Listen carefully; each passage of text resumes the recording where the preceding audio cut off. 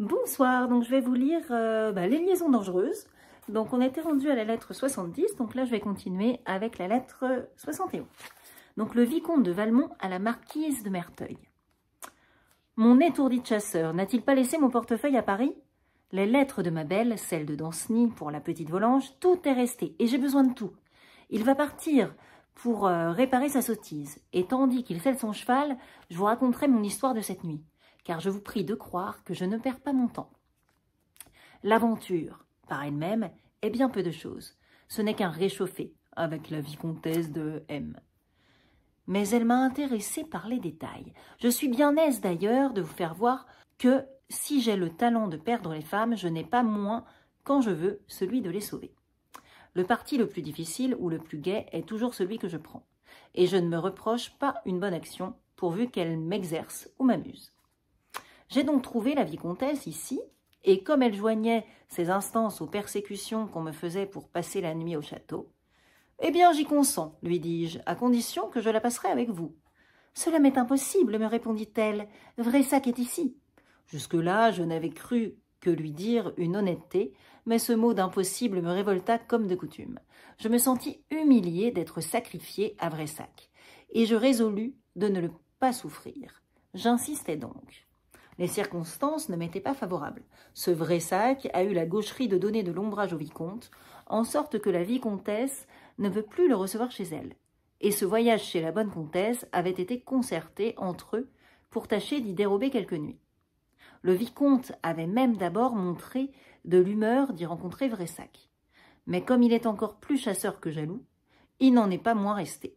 Et la comtesse, toujours telle que vous la connaissez, après avoir logé la femme dans le grand corridor, a mis le mari d'un côté et l'amant de l'autre, et les a laissés s'arranger entre eux.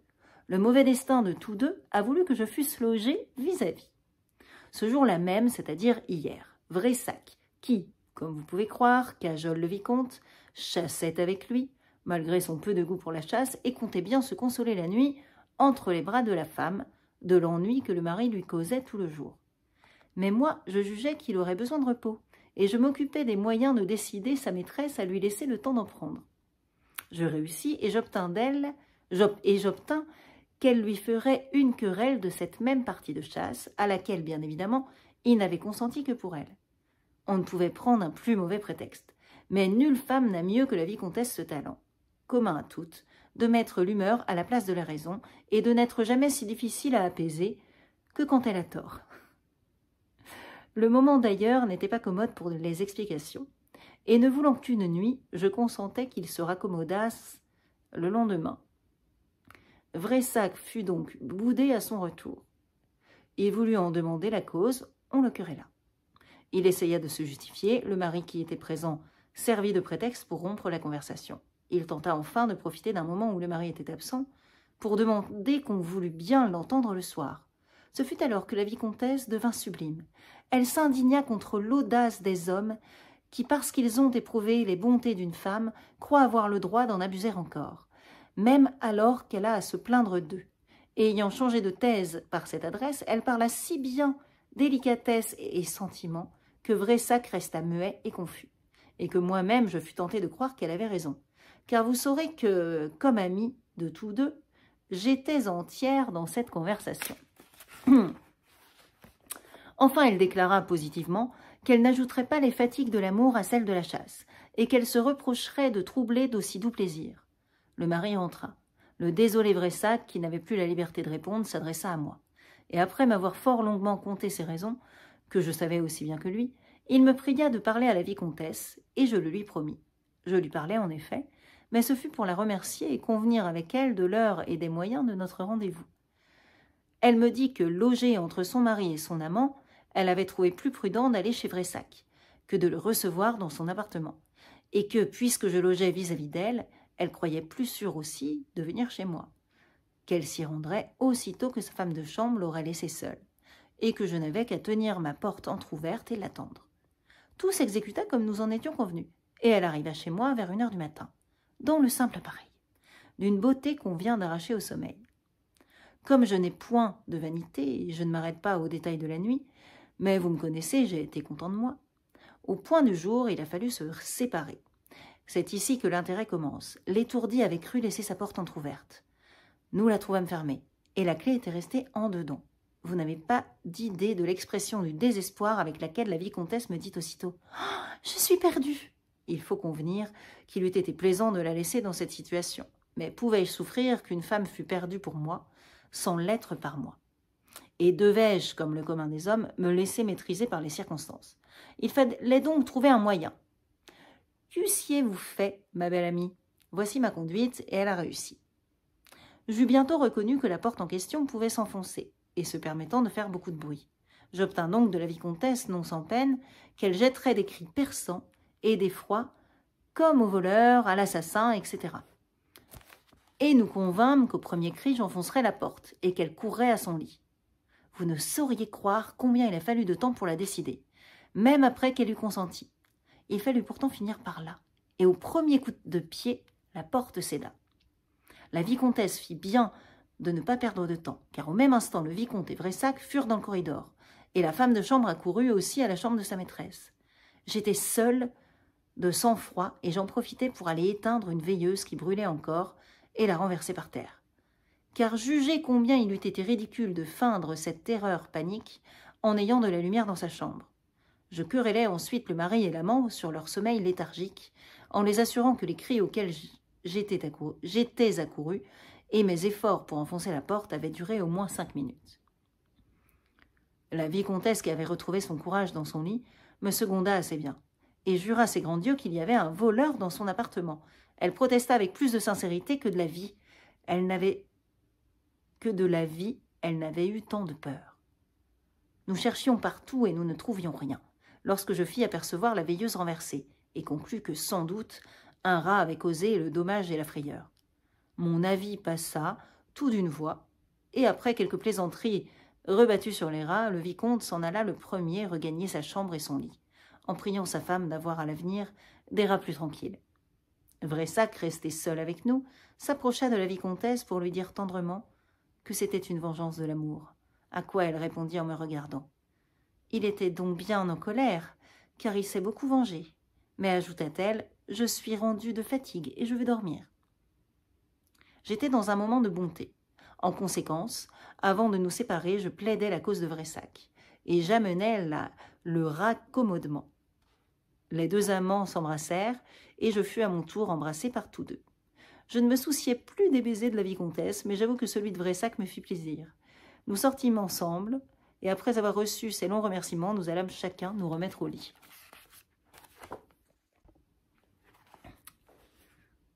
Si vous trouvez cette histoire plaisante, je ne vous en demande pas le secret. À présent que je m'en suis amusée, il est juste que le public ait son tour. Pour le moment, je ne parle que de l'histoire. Peut-être bientôt en dirons-nous autant de l'héroïne. Adieu. Il y a 1 heure que mon chasseur attend. Je ne prends plus que le moment de vous embrasser et de vous recommander, surtout de vous garder de prévent. Du château de ce 13 septembre 1700 et quelques. Lettre 72, le chevalier d'Anceny à Cécile Volanges. Remise seulement le 14. Oh, ma Cécile, que j'envie le sort de Valmont. Demain, il vous verra. C'est lui qui vous remettra cette lettre, et moi, languissant loin de vous, je traînerai ma pénible existence entre les regrets et le malheur. Mon ami, ma tendre amie, plaignez-moi de mes maux. Surtout, plaignez-moi des vôtres. C'est contre eux que le courage m'abandonne. Qu'il m'est affreux de causer votre malheur. Sans moi, vous seriez heureuse et tranquille. Me pardonnez-vous? Dites. Ah, dites que vous me pardonnez. Dites-moi aussi que vous m'aimez, que vous m'aimerez toujours. J'ai besoin que vous me le répétiez. Ce n'est pas que j'en doute, mais il me semble que plus on en est sûr et plus il est doux de se l'entendre dire. Vous m'aimez, n'est-ce pas? Oui, vous m'aimez de toute votre âme. Je n'oublie pas que c'est la dernière parole que je vous ai entendue prononcer, comme je l'ai recueillie dans mon cœur, comme elle s'y est profondément gravée, et avec quel transport le mien y a répondu. Hélas, dans ce moment de bonheur, j'étais loin de prévoir le sort affreux qui nous attendait. Occupons-nous, ma Cécile, des moyens de l'adoucir. Si j'en crois mon ami, il suffira, pour y parvenir, que vous preniez en lui une confiance qu'il mérite. J'ai été peinée, je l'avoue, de l'idée désavantageuse que vous paraissez avoir de lui. J'y ai reconnu les préventions de votre maman. C'était pour m'y soumettre que j'avais négligé depuis quelque temps cet homme, vraiment aimable, qui aujourd'hui fait tout pour moi, qui enfin travaille à nous réunir lorsque votre maman nous a séparés. Je vous en conjure, ma chère amie, voyez-le d'un œil plus favorable. Songez qu'il est mon ami et qu'il veut être le vôtre, qu'il peut me rendre le bonheur de vous voir. Si ces raisons ne vous ramènent pas, ma Cécile, vous ne m'aimez pas autant que je vous aime. Vous ne m'aimez plus autant que vous m'aimiez. Ah, si jamais vous deviez m'aimer moins. Mais non, le cœur de ma Cécile est à moi. Il y est pour la vie. Et si j'ai à craindre les peines d'un amour malheureux, sa constance au moins me sauvera des tourments d'un amour trahi. Adieu, adieu, ma charmante amie. N'oubliez pas que je souffre et qu'il ne tient qu'à vous de me rendre heureux, parfaitement heureux. Écoutez le vœu de mon cœur et recevez les plus tendres baisers de l'amour. Paris, ce 11 septembre, 1700 et quelques. Bon, le petit Danceny se fait bien manipuler, hein. Et vous savez, c'est un petit peu, voilà. Alors, lettre 73, le vicomte de Valmont à Cécile Volanges, jointe à la précédente. Voilà. L'ami qui vous sert a su que vous n'aviez rien de ce qu'il vous fallait pour écrire, et il y a déjà pourvu. Vous trouverez dans l'antichambre de l'appartement que vous occupez, sous la grande armoire à main gauche, une provision de papier, de plumes et d'encre, qu'il renouvellera quand vous voudrez, et qu'il lui semble que vous pouvez laisser à cette même place si vous n'en trouvez pas de plus sûr. Il vous demande de ne pas vous offenser s'il a l'air de ne faire aucune attention à vous dans le cercle et de ne vous y regarder que comme un enfant. Cette conduite lui paraît nécessaire pour inspirer la sécurité dont il a besoin et pouvoir travailler plus efficacement au bonheur de son ami et au vôtre. Il tâchera de faire naître les occasions de vous parler quand il aura quelque chose à vous apprendre. Oups, mince. Ou à vous remettre. Et il espère y revenir, et si vous mettez du zèle à le seconder. Il vous conseille aussi de lui rendre à mesure les lettres que vous aurez reçues, afin de risquer moins de vous compromettre. Il finit par vous assurer que si vous voulez lui donner votre confiance, il mettra tous ses soins à adoucir la persécution qu'une mère trop cruelle fait éprouver à deux personnes dont l'une est déjà son meilleur ami et l'autre lui paraît mériter l'intérêt le plus tendre. Du château de ce 14 septembre. Lettre 74, la marquise de Merteuil au vicomte de Valmont. Alors, les deux conspirateurs qui se racontent toutes leurs petites histoires. Et depuis quand, mon ami, vous effrayez-vous si facilement? Non. Et depuis quand, mon ami, vous effrayez-vous si facilement? Ce prévent est donc bien redoutable. Mais voyez combien je suis simple et modeste. Je l'ai rencontré souvent, ce superbe vainqueur, à peine l'avais-je regardé. Il ne fallait pas moins que votre lettre pour m'y faire attention. J'ai réparé mon injustice hier. Il était à l'opéra, presque vis-à-vis de moi, et je m'en suis occupée. Il est joli au moins, mais très joli. Des traits fins et délicats. Il doit gagner à être vu de près. Et vous dites qu'il veut m'avoir. Assurément, il me fera honneur et plaisir. Sérieusement, j'en ai fantaisie, et je vous confie ici que j'ai fait les premières démarches. Je ne sais pas si elles réussiront. Voilà le fait. Il était à 2 pas de moi à la sortie de l'opéra et j'ai donné très haut rendez-vous à la marquise de 111 pour souper le vendredi chez la maréchale. C'est, je crois, la seule maison où je peux le rencontrer. Je ne doute pas qu'il m'ait entendu. Si l'ingrat allait n'y parvenir. Mais dites-moi donc, croyez-vous qu'il vienne? Savez-vous que s'il n'y vient pas, j'aurai de l'humeur toute la soirée. Vous voyez qu'il ne trouvera pas tant de difficultés à me suivre. Et ce qui vous étonnera davantage, c'est qu'il en trouvera moins encore à me plaire. Il veut, dit-il, crever 6 chevaux à me faire la cour. Oh, je sauverai la vie à ces chevaux-là. Je n'aurai jamais la patience d'attendre si longtemps. Vous savez qu'il n'est pas dans mes principes de faire languir. Quand une fois je suis décidée, je le suis pour lui. Oh, ça, convenez qu'il y a plaisir à me parler raison. Votre avis important n'a-t-il pas un grand succès? Mais que voulez-vous? Je végète depuis si longtemps. Il y a plus de 6 semaines que je ne me suis pas permis une gaieté. Celle-là se présente. Puis-je me la refuser? Le sujet n'en vaut-il pas la peine? En est-il de plus agréable, dans quelque sens que vous preniez ce mot? Vous-même, vous êtes forcé de lui rendre justice. Vous faites plus que le louer. Vous en êtes jaloux. Eh bien, je m'établis juge entre vous deux. Mais d'abord, il faut s'instruire. Et c'est ce que je veux faire. Je serai juge intègre et vous serez pesés tous deux dans la même balance. Pour vous, j'ai déjà vos mémoires. Et votre affaire est parfaitement instruite. N'est-il pas juste que je m'occupe à présent de votre adversaire? Allons, exécutez-vous de bonne grâce. Et pour commencer, apprenez-moi, je vous prie, quelle est cette triple aventure dont il est le héros. Vous m'en parlez comme si je ne connaissais autre chose, et je n'en sais pas le premier mot. Apparemment, elle se sera passée pendant mon voyage à Genève, et votre jalousie vous aura empêché de me l'écrire. Réparez cette faute au plus tôt. Songez que rien de ce qui l'intéresse ne m'est étranger. Il me semble bien qu'on en parlait encore à mon retour. Mais j'étais occupée d'autre chose, et j'écoute rarement en ce genre tout ce qui n'est pas du jour de la veille. Quand ce que je vous demande vous contrarierait un peu, n'est-ce pas le moindre prix que vous deviez aux soins que je me suis donné pour vous? Ne sont-ce pas eux qui vous ont rapproché de votre présidente, quand vos sottises vous en avez éloigné? N'est-ce pas encore moi qui ai remis entre vos mains de quoi vous venger du zèle amer de Madame de Volanges? Vous vous êtes plaint si souvent du temps que vous perdiez à aller chercher vos aventures. À présent, vous les avez sous la main. L'amour, la haine, vous n'avez qu'à choisir. Tout couche sous le même toit. Et vous pouvez, doublant votre existence, caresser d'une main et frapper de l'autre. C'est même encore à moi que vous devez l'aventure de la vicomtesse. J'en suis assez contente. Mais comme vous dites, il faut qu'on en parle. Car si l'occasion a pu vous engager, comme je le conçois, à préférer pour le moment le mystère à l'éclat, il faut convenir pourtant que cette femme ne méritait pas un procédé si honnête. J'ai d'ailleurs à m'en plaindre. Le chevalier de Belleroche la trouve plus jolie que je ne voudrais. Et par beaucoup de raisons, je serais bien aise d'avoir un prétexte pour rompre avec elle. Or, il n'en est pas de plus commode que d'avoir à dire « on ne peut plus voir cette femme-là ». Adieu, vicomte. Songez que, placé où vous êtes, le temps est précieux. Je vais employer le mien à m'occuper du bonheur de Prévan. Paris, ce 15 septembre 1709. Lettre 75. Nota, il y a une petite parenthèse. Nota, deux points. Donc, dans cette lettre, Cécile Volanges rend compte avec le plus grand détail de tout ce qui est relatif à elle dans les événements que le lecteur a vu lettre 59 et suivante. On a cru devoir supprimer cette répétition. Elle parle enfin du vicomte de Valmont et elle s'exprime ainsi.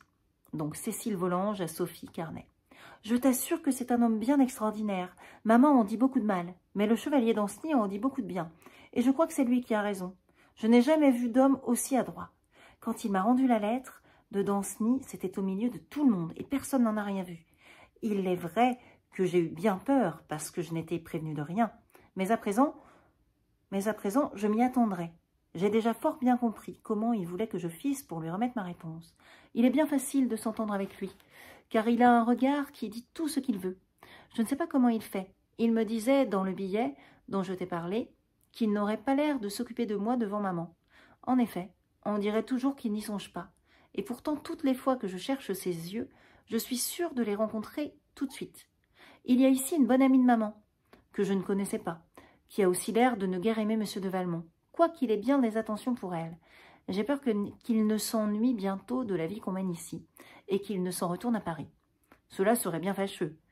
Il faut qu'il ait bien bon cœur d'être venu exprès pour rendre service à son ami et à moi.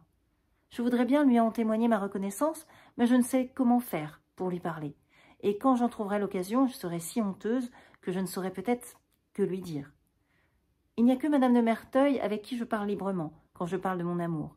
Peut-être même qu'avec toi, à qui je dis tout, si c'était en causant, je serais embarrassée. Avec Danceny lui-même, j'ai souvent senti, comme malgré moi, une certaine crainte qui m'empêchait de lui dire tout ce que je pensais. Je me le reproche bien à présent, et je donnerais tout au monde pour trouver le moment de lui dire une seule fois combien je l'aime. Monsieur de Valmont lui a promis que, si je me laissais conduire, il nous procurerait l'occasion de nous revoir. Je ferai bien assez ce qu'il voudra, mais je ne peux pas concevoir que cela soit possible. Adieu, ma bonne amie, je n'ai plus de place. Du château de Tatata, ce 14 septembre. Donc là, quand elle dit « mais je n'ai plus de place », Mademoiselle de Volanges ayant peu de temps après changé de confidente, comme on le verra par la suite de ses lettres, on ne trouvera plus dans ce recueil aucune de celles qu'elle a continué d'écrire à son amie du couvent. Elle n'apprendrait rien au lecteur. Voilà. Donc, lettre 76, le vicomte de Valmont à la marquise de Merteuil. Ou votre lettre est un persiflage, que je n'ai pas compris, ou vous étiez, en me l'écrivant, dans un délire très dangereux. Si je vous connaissais moins, ma belle amie, je serais vraiment très effrayée. Et quoi que vous en puissiez dire, je ne m'effraierais pas trop facilement. J'ai beau vous lire et vous relire, et je ne suis je n'en suis pas plus avancée. Car de prendre votre lettre dans le sens naturel qu'elle présente, il n'y a pas moyen.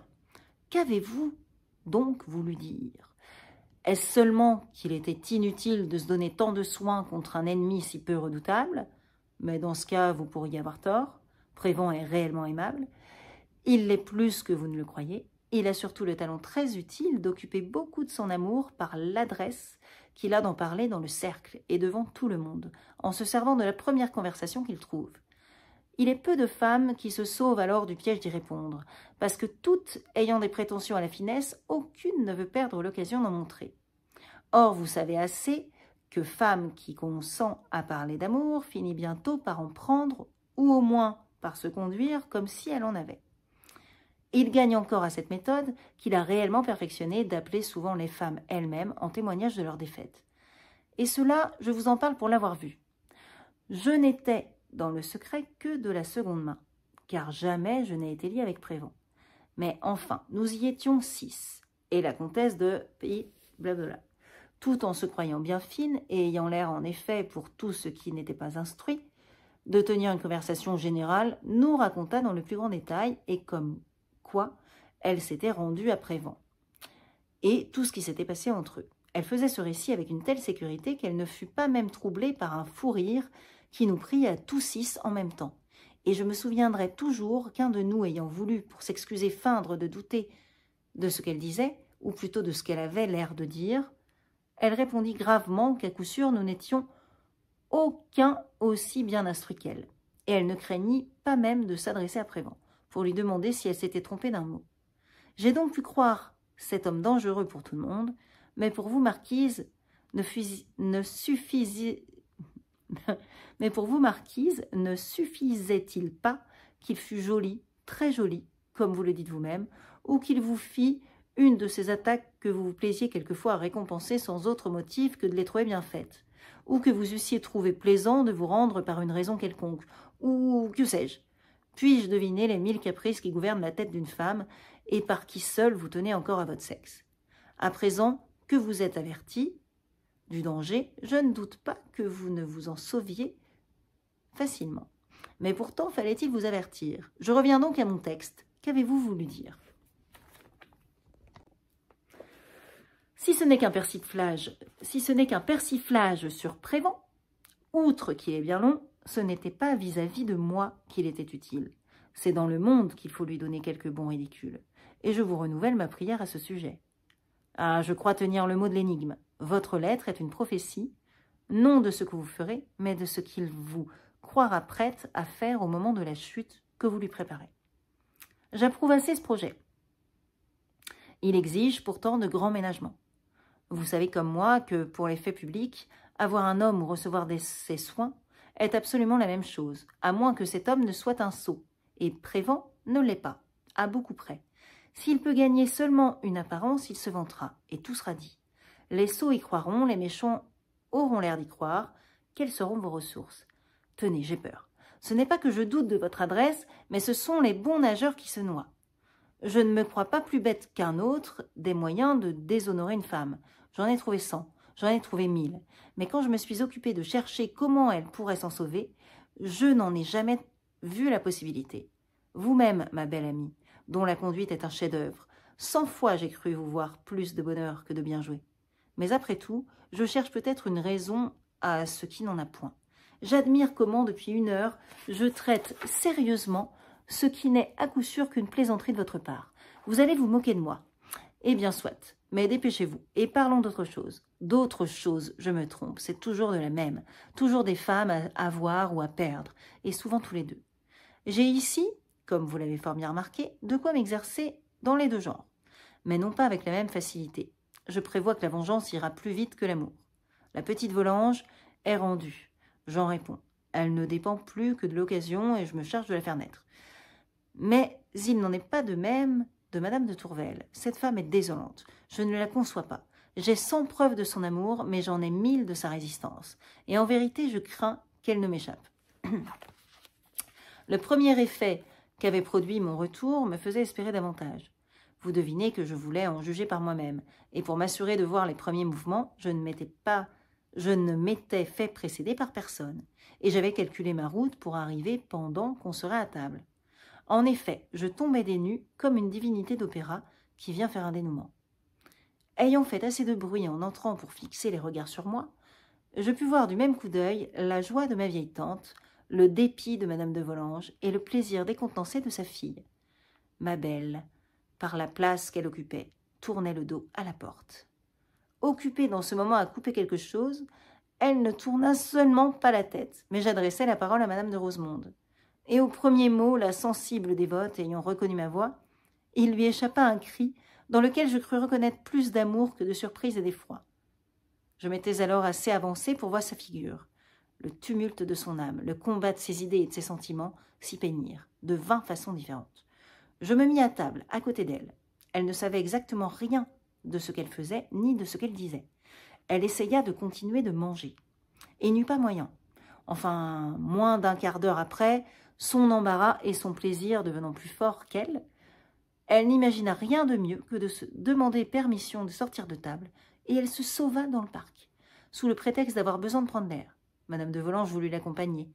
La tendre prude ne le permit pas, trop heureuse sans doute de retrouver un prétexte pour être seule et se livrer sans contrainte à la douce émotion de son cœur. J'abrégeai le dîner le plus qu'il me fut possible. À peine avait-on servi le dessert que l'infernal Volanges, pressé apparemment du besoin de me nuire, se leva de sa place pour aller trouver la charmante malade. Mais j'avais prévu ce projet et je le traversais. Je feignis donc de prendre ce mouvement particulier pour le mouvement général. Et m'étant levé en même temps, la petite Volanges et le curé du lieu se laissèrent entraîner par ce double exemple, en sorte que madame de Rosemonde se retrouva seule à table avec le vieux commandeur de thé. Et tous deux prirent aussi le parti d'en sortir. Nous allâmes donc tous rejoindre ma belle, que nous trouvâmes dans le bosquet près du château. Et comme elle avait besoin de solitude et non de promenade, elle aima autant revenir avec nous que nous faire rester avec elle. Dès que je fus assurée que madame de Volanges n'aurait pas l'occasion de lui parler seule, je songeais à exécuter vos ordres et m'occuper des intérêts de votre pupille. Aussitôt, après le café, je montai chez moi et j'entrai aussi chez les autres pour reconnaître le terrain. Je fis mes dispositions pour assurer la correspondance de la petite. Et après ce premier bienfait, j'écrivis un mot pour l'en instruire et lui demander sa confiance. Je joignis mon billet à la lettre de Danceny, je revins au salon, j'y trouvai ma belle établie sur une chaise longue, dans un abandon délicieux. Ce spectacle, en éveillant mes désirs, anima mes regards. Je sentis qu'il devait être tendre et pressant, et je me plaçai de manière à pouvoir en faire usage. Leur premier effet fut de faire baisser les grands yeux modestes de la céleste prude. Je considérai quelque temps cette figure angélique, puis parcourant toute sa personne, je m'amusai à deviner les contours et les formes à travers un vêtement léger, mais toujours important. Après être descendu de la tête aux pieds, je remontai des pieds à la tête. Ma belle amie, le doux regard était fixé sur moi. Sur le champ, il se baissa de nouveau. Mais voulant favoriser le retour, je détournai mes yeux.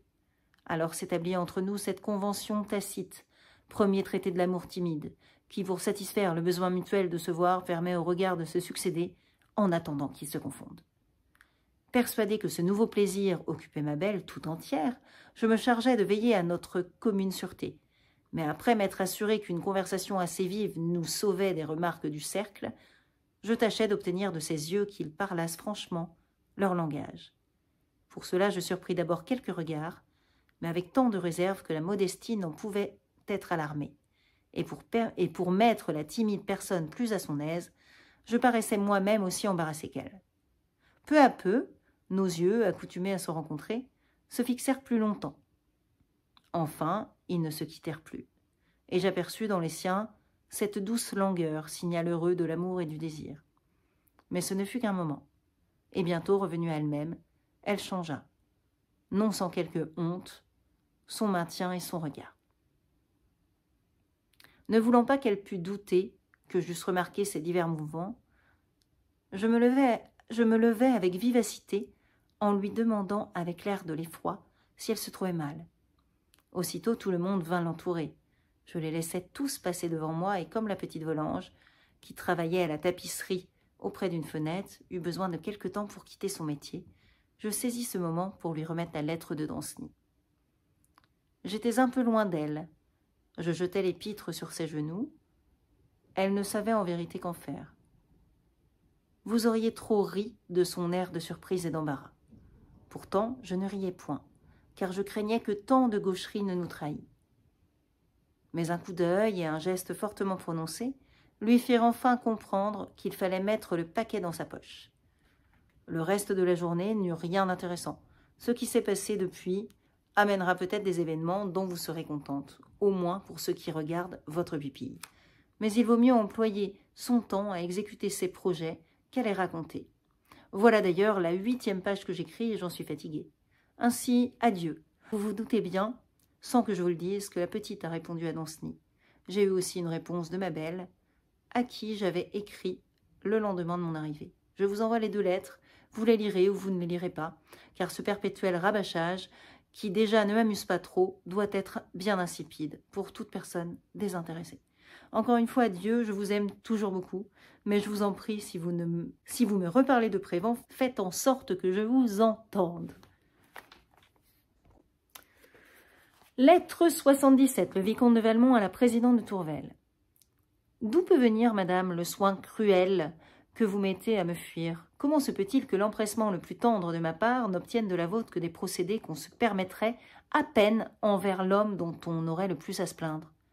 Quoi? L'amour me ramène à vos pieds, et quand un heureux hasard me place à côté de vous, vous aimez mieux feindre une indisposition, alarmer vos amis que de consentir à rester près de moi? Combien de fois hier n'avez-vous pas détourné vos yeux pour me priver de la faveur d'un regard? Et si un seul instant j'ai pu y voir moins de sévérité, ce moment a été si court qu'il semble que vous ayez voulu moins m'en faire jouir que me faire sentir ce que je perdais à en être privé. Ce n'est là, j'ose le dire, ni le traitement que mérite l'amour, ni celui que peut se permettre l'amitié. Et toutefois, de ces 2 sentiments, vous savez si l'un m'anime, et j'étais, ce me semble, autorisée à croire que vous ne vous refusiez pas à l'autre. Cette amitié précieuse, dont sans doute vous m'avez cru digne, puisque vous avez bien voulu me l'offrir, qu'ai-je donc fait pour l'avoir perdue depuis? Me serais-je nui par ma confiance et me puniriez-vous de ma franchise? Ne craignez-vous pas au moins d'abuser de l'une et de l'autre? En effet, n'est-ce pas dans le sein de mon amie que j'ai déposé le secret de mon cœur? N'est-ce pas vis-à-vis d'elle, seule, que j'ai pu me croire obligée de refuser des conditions qu'il me suffisait d'accepter, pour me donner la facilité de ne les pas tenir et peut-être celle d'en abuser utilement? Voudriez-vous enfin, par une rigueur si peu méritée, me forcer à croire qu'il n'eût fallu que vous tromper pour obtenir plus d'indulgence? Je ne me repens point d'une conduite que je me devais à moi-même. Mais par quelle fatalité chaque action louable devient-elle pour moi le signal d'un malheur nouveau? C'est après avoir donné lieu au seul éloge que vous ayez encore daigné faire de ma conduite que j'ai eu pour la première fois à gémir du malheur de vous avoir déplu.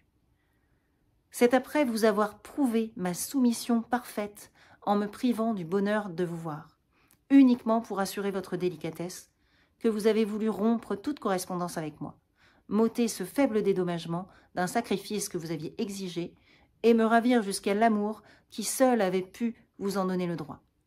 C'est enfin, après vous avoir parlé avec une sincérité que l'intérêt même de cet amour n'a pu affaiblir, que vous me fuyez aujourd'hui comme un séducteur dangereux, dont vous auriez reconnu la perfidie.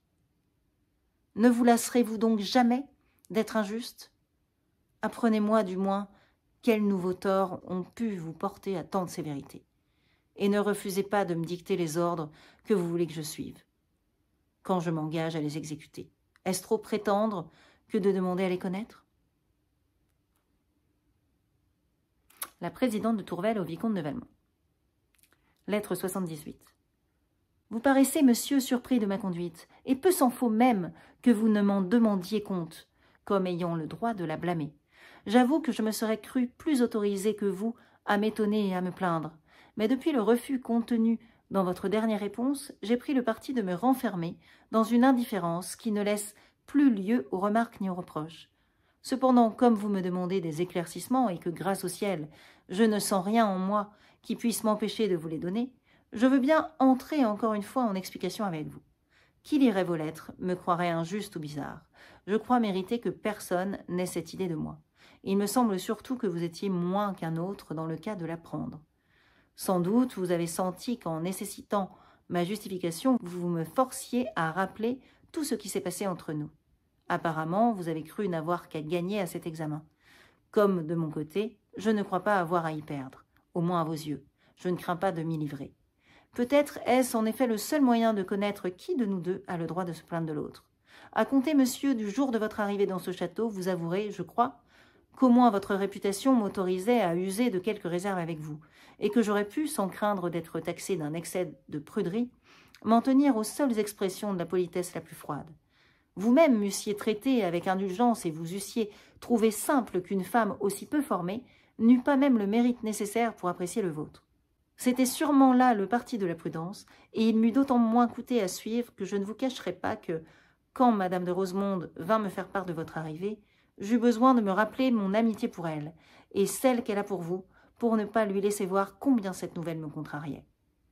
Je conviens volontiers que vous vous êtes montré d'abord sous un aspect plus favorable que je ne l'avais imaginé, mais vous conviendrez à votre tour qu'il a bien peu duré, et que vous vous êtes bientôt lassé d'une contrainte, dont apparemment vous ne vous êtes pas cru suffisamment dédommagé par l'idée avantageuse qu'elle m'avait fait prendre de vous. C'est alors qu'abusant de ma bonne foi, de ma sécurité, vous n'avez pas craint de m'entretenir d'un sentiment dont vous ne pouviez pas douter que je ne me trouvasse offensé. Et moi, tandis que vous ne vous occupiez qu'à aggraver vos torts, en les multipliant, je cherchais un motif pour les oublier, en vous offrant l'occasion de les réparer au moins en partie. Ma demande était si juste que vous-même ne crûtes pas devoir vous y refuser. Mais vous faisant un droit de mon indulgence, vous en profitâtes pour me demander une permission que, sans doute, je n'aurais pas dû accorder et que pourtant vous avez obtenue. Des conditions qui y furent mises, vous n'en avez tenu aucune, et votre correspondance a été telle que chacune de vos lettres me faisait un devoir de ne plus vous répondre. C'est dans le moment même où votre obstination me forçait à vous éloigner de moi que, par une condescendance peut-être blâmable, j'ai tenté le seul moyen qui pouvait me permettre de vous en rapprocher. Mais de quel prix est à vos yeux un sentiment honnête? Vous méprisez l'amitié, et dans votre folle ivresse, comptant pour rien les malheurs et la honte, vous ne cherchez que des plaisirs et des victimes. Aussi léger dans vos démarches qu'inconséquent dans vos reproches, vous oubliez vos promesses, ou plutôt vous vous faites un jeu de les violer. Et après avoir consenti à vous éloigner de moi, vous revenez ici sans y être appelé, sans égard pour mes prières, pour mes raisons, sans avoir même l'attention de m'en prévenir. Vous n'avez pas craint de m'exposer à une surprise dont l'effet, quoique bien simple, assurément, aurait pu être interprété défavorablement pour moi, par les personnes qui nous entouraient. Ce moment d'embarras que vous aviez fait naître, loin de chercher à en distraire ou à le dissiper, vous avez paru mettre tous vos soins à l'augmenter encore. À table, vous choisissez précisément votre place à côté de la mienne. Une légère indisposition me force d'en sortir avant les autres, et au lieu de respecter ma solitude, vous engagez tout le monde à venir la troubler. Rentrez au salon, si je fais un pas, je vous trouve à côté de moi. Si je dis une parole, c'est toujours vous qui me répondez. Le mot le plus indifférent vous sert de prétexte pour amener une conversation que je ne voulais pas entendre, qui pouvait même me compromettre. Car enfin, monsieur, quelque adresse que vous y mettiez, ce que je comprends, je crois que les autres peuvent aussi le comprendre. Forcé ainsi par vous à l'immobilité et au silence, vous n'en continuez pas moins de me poursuivre. Je ne puis lever les yeux sans rencontrer les vôtres. Je suis sans cesse obligée de détourner mes regards, et par une inconséquence bien incompréhensible, vous fixez sur moi ceux du cercle, dans un moment où j'aurais voulu pouvoir même me dérober aux miens. Et vous vous plaignez de mes procédés? Et vous vous étonnez de mon empressement à vous fuir? Ah! Blâmez-moi plutôt de mon indulgence, étonnez-vous que je ne sois pas partie au moment de votre arrivée. Je l'aurais dû, peut-être, et vous me forcerez à ce parti violent, mais nécessaire, si vous ne cessez enfin des poursuites offensantes. Je n'oublierai jamais ce que je me dois, ce que je dois à des nœuds que j'ai formés, que je respecte et que je chéris. Et je vous prie de croire que si jamais je me trouvais réduite à ce choix malheureux de les sacrifier, ou de me sacrifier moi-même, je ne balancerai pas un instant. Adieu, monsieur. Ah ben voilà, c'est bien. Voilà, sa lettre, elle est pas mal. Madame Tourvel, elle le calme un petit peu, là, cette espèce de joueur. Gna gna gna, je vais jouer avec les femmes. Gna gna, je suis super intelligent. Moi, je sais exactement comment ça marche. Eh bien, non. Valmont. Madame de Tourvel, elle est pas si mal. En tout cas, sa lettre, j'aime bien sa lettre.